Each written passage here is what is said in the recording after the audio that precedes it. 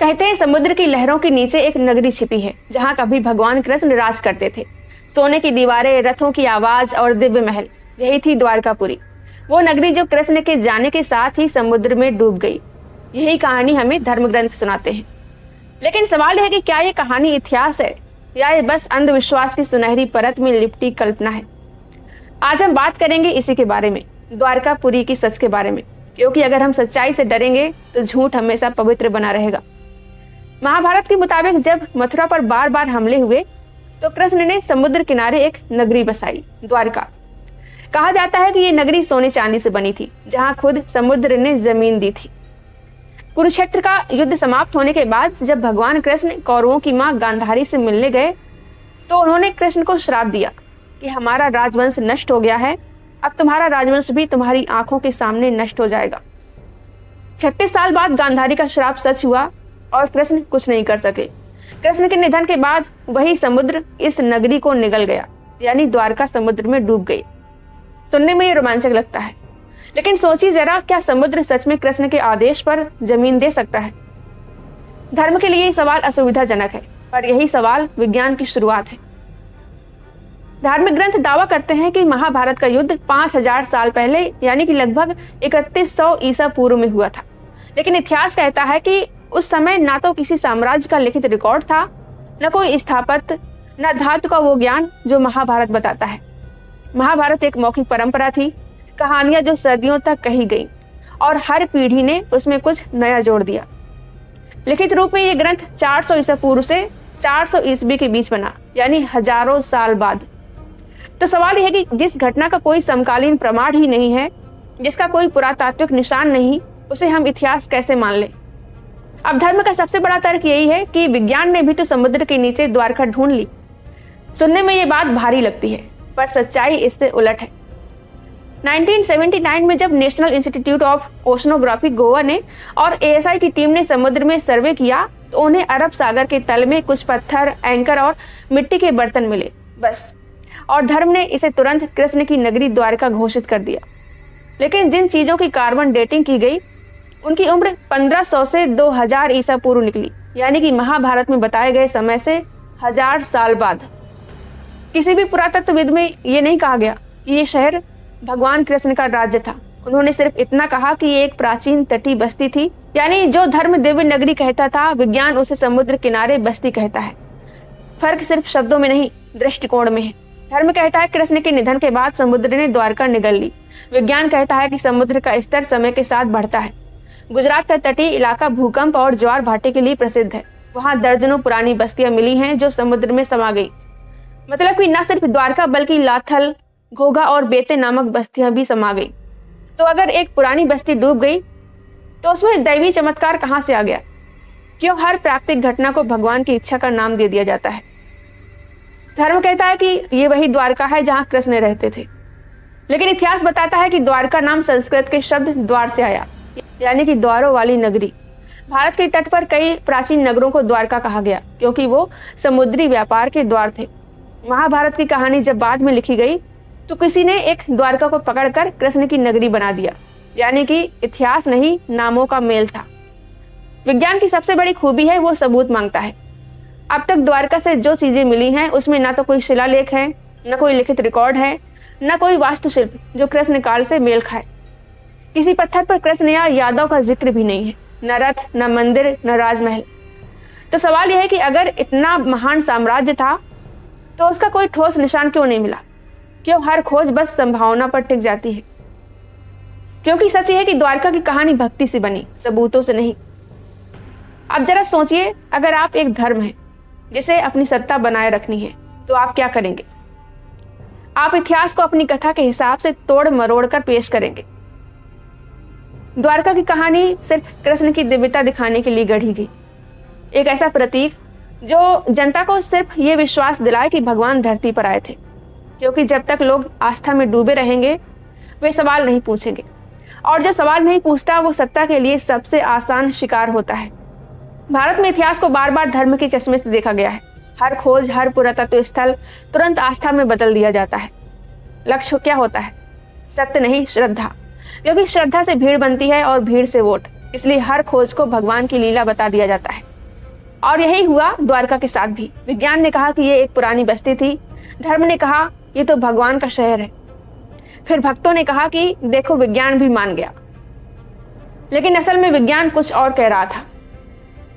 अब सवाल यह है कि अगर द्वारका झूठी है तो क्या महाभारत भी झूठा है? जरूरी नहीं। महाभारत एक सांस्कृतिक ग्रंथ है जिसमें राजनीति, दर्शन और समाज की कहानियां हैं, लेकिन द्वारका जैसी घटनाएं उसकी काल्पनिक परतें हैं जो उस समय के लोगों की कल्पना और भक्ति से बनी। यानी महाभारत इतिहास नहीं, कविता है। महाभारत को महाकाव्य कहा जाता है और द्वारका उस कविता का प्रतीक है, एक आदर्श समाज की कल्पना। पर जब धर्म ने उसे सच कहा तो वही कविता अंधविश्वास बन गई। जो समाज सवाल पूछना छोड़ देता है वो मिथक पर टिक जाता है। हमारे यहाँ वही हुआ। द्वारका की कहानी बच्चों की किताबों से साइंस डॉक्यूमेंट्री तक पहुंच गई, क्योंकि हम भक्ति में विज्ञान ढूंढते हैं और विज्ञान में भगवान। पर सच्चाई है कि किसी भी खोज में कृष्ण, सुदामा या द्वारकाधीश का कोई प्रमाण नहीं मिला। सिर्फ मानव सभ्यता के अवशेष हैं जो हर जगह मिलते हैं। यानी द्वारका एक मिथक थी जिसे धर्म ने इतिहास कहा और जनता ने बिना सोचे समझे मान लिया। तो अब सवाल है, क्या द्वारका वास्तव में अस्तित्व में थी? जवाब है हाँ, एक बस्ती थी, पर वो कृष्ण की दिव्य नगरी नहीं बल्कि एक आम व्यापारिक तटीय नगर था जहां इंसान रहते थे, भगवान नहीं। और जब समुद्र का स्तर बढ़ा तो वो बस्ती डूब गई, जैसे दुनिया के कई तटीय नगर डूब चुके हैं। दुनिया में कई ऐसे प्राचीन शहर हैं जो कभी जीवन से भरे थे पर आज समुद्र की गहराइयों में डूबे हुए हैं। मिस्र का थोनिस हेराक्लियोन, जो 12वीं सदी ईसा पूर्व का एक समृद्ध बंदरगाह था, भूकंप और सुनामी ने उसे निगल लिया। ग्रीस का पाओलो पेट्री, लगभग 5000 साल पुराना शहर जहां आज भी सड़कों और मकानों के अवशेष दिखते हैं, इसे दुनिया का सबसे पुराना डूबा हुआ शहर कहा जाता है। इजराइल का अतलितयाम, 8000 से 9000 साल पुराना गांव जहां समुद्र के नीचे प्राचीन मानव बस्तियों के निशान मिले हैं। चीन का शिचेंग, जिसे जल शहर कहा जाता है, 1959 में एक बांध बनने के बाद पानी में डूब गया। वहां आज भी मंदिर और मूर्तियां सुरक्षित हैं। इटली का बाइया, रोमन साम्राज्य का शानदार शहर, ज्वालामुखी और समुद्र के बढ़ते स्तर से जलमग्न हो गया और अब एक अंडर वाटर म्यूजियम बन चुका है। और पोर्ट रॉयल, जमैका, जो 1692 में भूकंप और सुनामी से सिर्फ कुछ ही मिनटों में समुद्र में समा गया था। इन सब शहरों का एक ही सच है, प्रकृति इंसान से कहीं ज्यादा शक्तिशाली है। इनका डूबना ये साबित करता है कि ये कोई चमत्कार नहीं बल्कि पृथ्वी के बदलते स्वरूप की प्राकृतिक प्रक्रिया है। हर सभ्यता, चाहे वो मिस्र की हो या भारत की, जब प्रकृति के नियमों को नजरअंदाज करती है तो उसका अंजाम यही होता है। बाकी सब भगवान का आदेश, समुद्र का सम्मान और डूबती नगरी की धार्मिक कथा बस धर्म का कथानक तंत्र है जिसका मकसद है आस्था बेचना। लेकिन सोशल मीडिया पर अक्सर ये दावा किया जाता है कि समुद्र के नीचे द्वारका में भगवान कृष्ण का महल और भव्य मंदिर मिला, लेकिन ये सच नहीं है।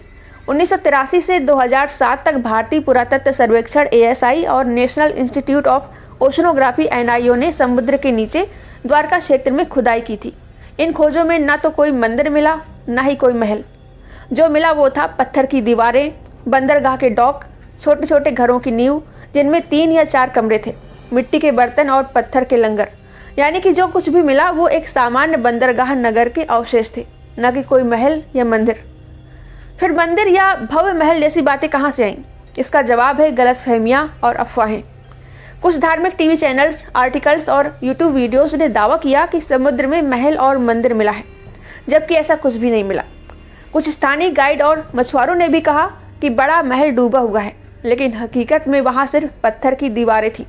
वहीं कई लोगों ने पुरानी किताबों में प्रसाद शब्द का गलत अर्थ निकाला। संस्कृत में प्रसाद का मतलब ऊंची इमारत या घर होता है, महल नहीं।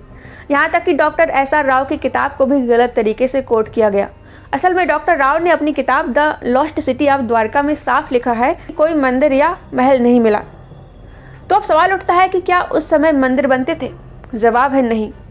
1500 ईसा पूर्व यानी वैदिक काल में मंदिर निर्माण की परंपरा ही नहीं थी। उस समय यज्ञ वेदियां होती थी, मंदिर नहीं। महाभारत में द्वारका के मंदिरों का जो जिक्र है वो बाद के पुराणों में जोड़े गए कल्पनात्मक वर्णन है, न कि ऐतिहासिक तथ्य। आज जो द्वारकाधीश मंदिर खड़ा है वो 16वीं सदी में बनाया गया था, यानी कृष्ण के कहे जाने वाले समय से हजारों साल बाद। अब जो संरचनाएं समुद्र के नीचे मिली वो कभी कभी महल जैसी लगती हैं, लेकिन असल में वे बंदरगाह की सुरक्षा दीवारें थीं, जिनकी मोटाई 50 से 60 सेंटीमीटर तक है। वहाँ कुछ आयताकार कमरे मिले हैं जिनका आकार लगभग 5 बाई 4 मीटर है। ये सामान्य लोगों के घर थे, न कि किसी राजा का महल। पत्थर की सीढ़ियाँ मिली जो शायद घाट या गोदी की ओर जाती थी। 2025 तक की स्थिति यह है कि अब तक यहाँ कोई मंदिर या महल नहीं मिला। इसरो और एनआईओ की सैटेलाइट मैपिंग 2020-23 में भी सिर्फ एक पुराना डूबा हुआ बंदरगाह ही दिखा है। गुजरात सरकार ने और गहराई तक खोज करने का प्रस्ताव दिया है, लेकिन अब तक कोई नई खोज सामने नहीं आई है। इसलिए साफ निष्कर्ष यही है कि द्वारका में मंदिर या महल मिला, ये पूरी तरह से एक मिथक है।